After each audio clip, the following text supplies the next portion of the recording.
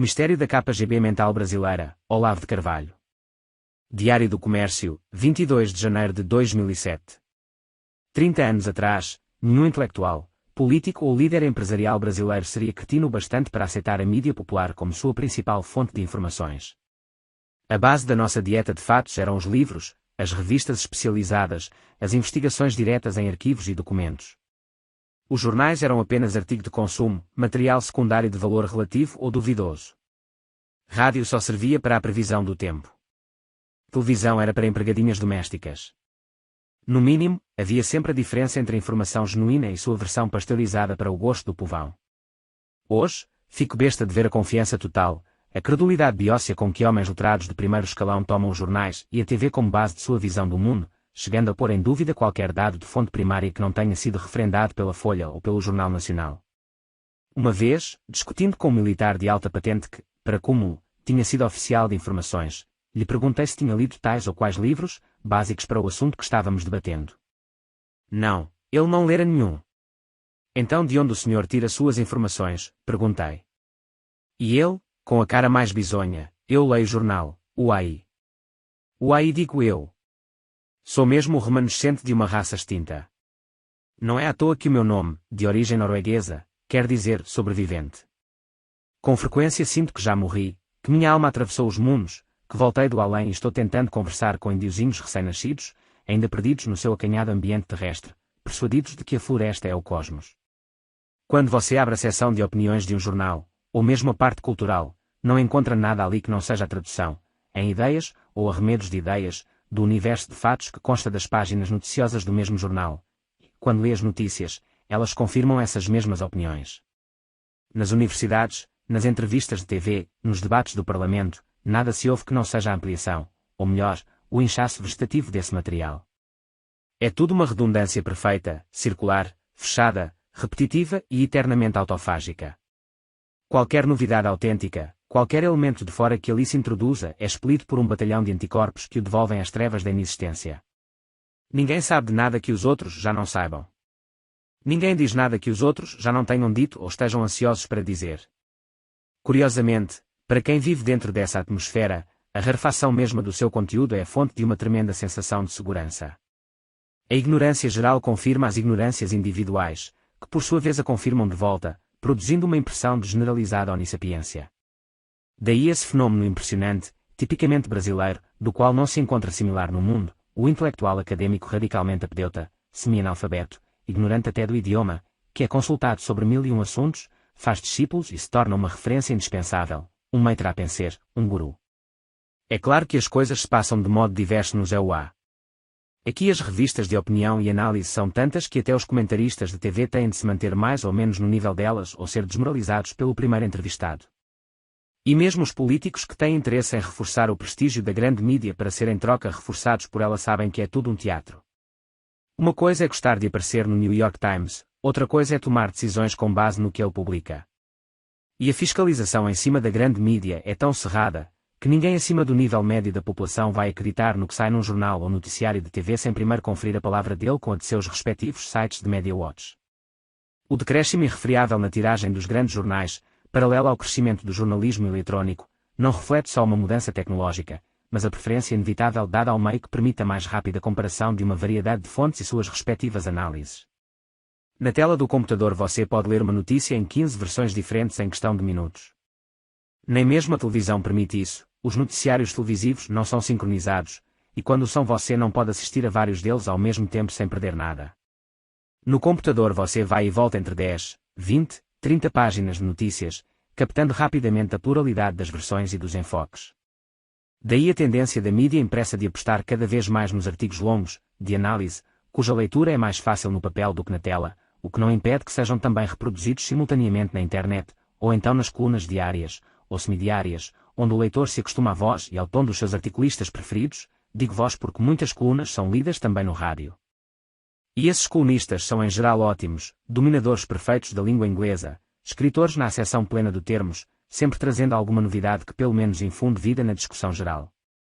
No Brasil, ao contrário, estes artigos de página inteira do Diário do Comércio são exceções notáveis. No geral predomina cada vez mais o jornalismo em pílulas, fragmentos minimalistas comprimidos nas dimensões apropriadas a um público para o qual a leitura é um suplício, e do qual o modelo supremo, declarado e confesso, é o próprio Presidente da República.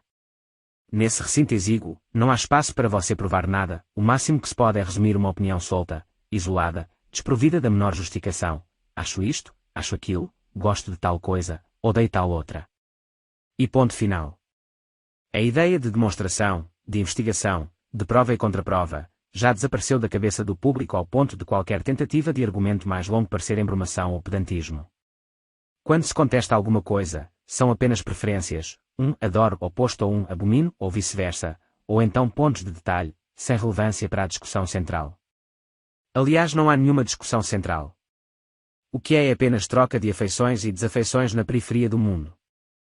O pior é que, quando tento explicar isso aos americanos, eles não entendem. Eles só concebem duas coisas, ou uma mídia amputada, maniatada e uniformizada pela censura oficial, ou a profusão variada de pontos de vista que se vê numa democracia normal. Não atinam que num país possa haver tantos jornais, tantas revistas, tantos canais de TV, tantas universidades, tantos sites de jornalismo eletrônico, e nenhuma discussão efetiva. Quando digo que no Brasil não só a opinião divergente é marginalizada, mas as provas que fundamentam a divergência são expulsas da discussão, eles me perguntam se é uma KGB controlando tudo. Quando informo que não, eles já não sabem mais do que estou falando. O puro poder da burrice, a ditadura espontânea da ignorância autossatisfeita, está aquém da sua imaginação. A KGB mental brasileira não pode existir no mundo conhecido, só no planeta Brasil. É um mistério cósmico incompreensível. A Folha de S. Paulo é um gordo panfleto pró-comunista, mentiroso até à alucinação. Só leio essa porcaria para avaliar diariamente os progressos da mendacidade nacional, o crescimento canceroso da sem-vergonhice intelectual brasileira.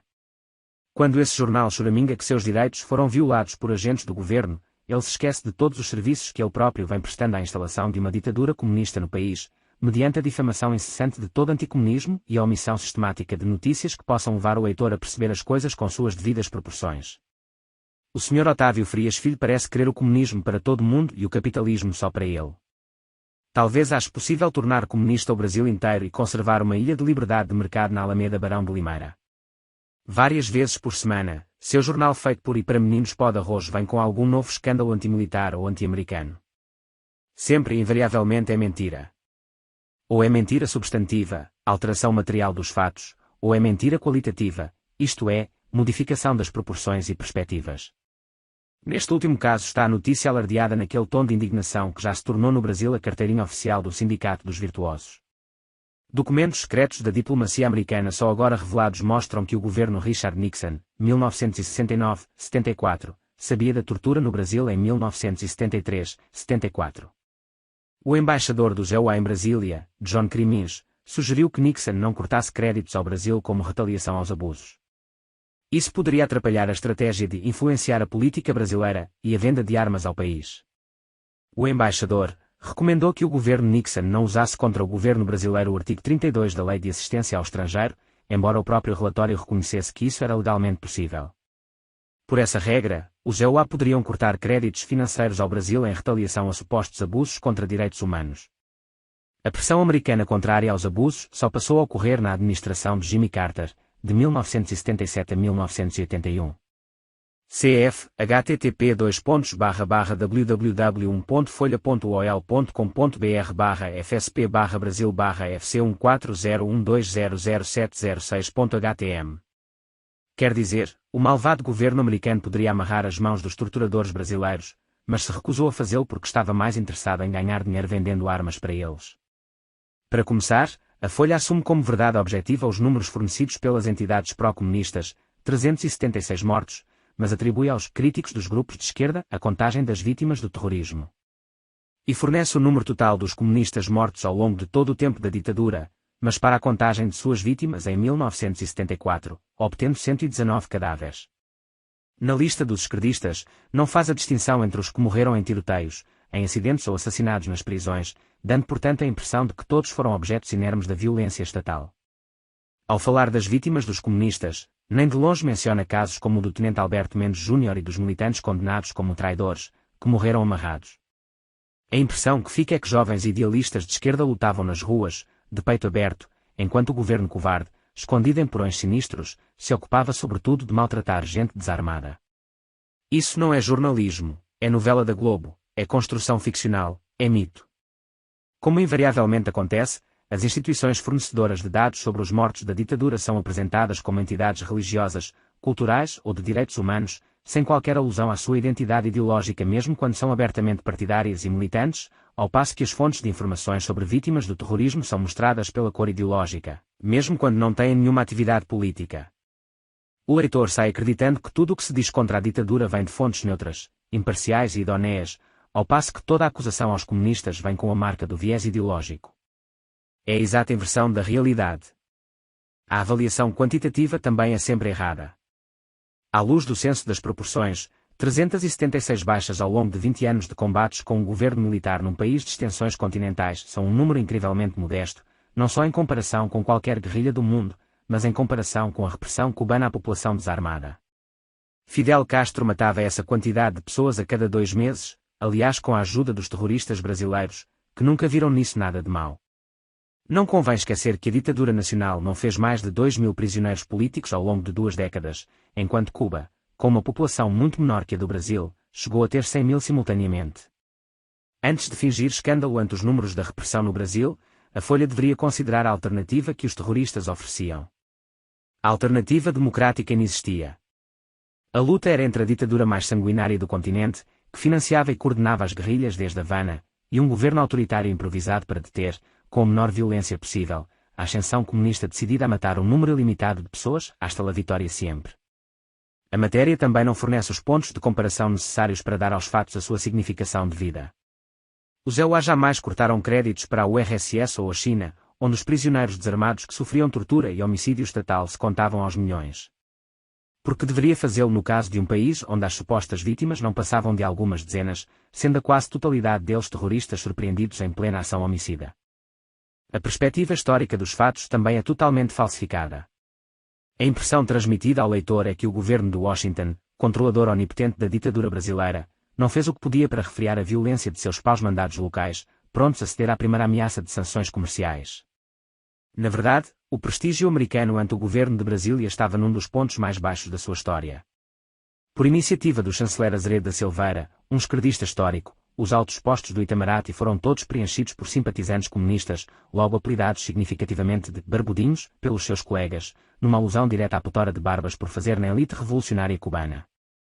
O presidente Geisel, ansioso por marcar uma diferença, tendia nitidamente a uma política terceiro-mundista e anti-americana, aproximando-se da China, dando preferência à Alemanha como fornecedora de materiais para a construção da malfadada usina nuclear de Angra dos Reis e, para cúmulo, fornecendo armas e dinheiro para ajudar Cuba a invadir Angola. A decisão mais hostil aos EUA já tomada por um presidente brasileiro antes ou depois disso, perto da qual as bravatas, nacionalistas, de Jânio Quadros e João Goulart se reduzem a meros puns diplomáticos. Sanções comerciais, àquela altura, soariam como provocações intoleráveis. Longe de refriar a violência estatal, só criariam ainda mais hostilidade para com os EUA. Nenhum governo do mundo correria esse risco para defender algumas dúzias de indivíduos, aliás seus inimigos.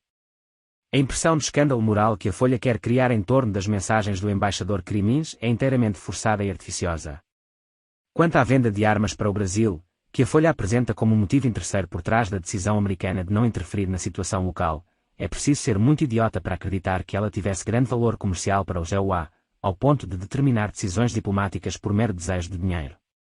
Esse comércio era importante porque, àquela altura, era o último ponto de contato onde o governo americano e os militares brasileiros tinham interesses comuns, sendo absolutamente necessário preservá-lo como base para uma possível reconstrução das boas relações entre os dois países.